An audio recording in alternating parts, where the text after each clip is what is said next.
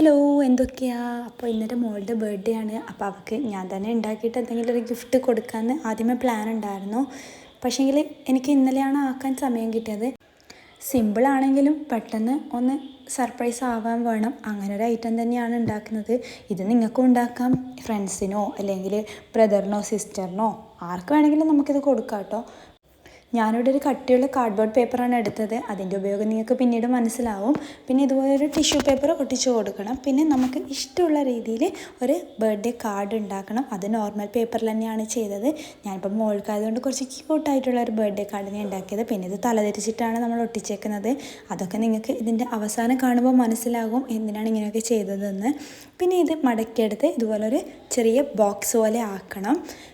ഇത്രയും കൂടി ആയാൽ ഏകദേശം നമ്മുടെ ഫസ്റ്റ് പാർട്ട് കഴിഞ്ഞു. പിന്നെ ലവൊക്കെ നമുക്ക് ഓപ്ഷണലാണ്, കുറച്ച് ഭംഗിയായിക്കോട്ട് വെച്ചതാണ്. പിന്നെ ഇതാണ് ഇതിൻ്റെ മെയിൻ ഐറ്റം. ഇതുണ്ടെങ്കിൽ മാത്രമേ നമുക്ക് ഈ ഗിഫ്റ്റ് ഒരു സർപ്രൈസ് ഗിഫ്റ്റ് ആവുള്ളൂ.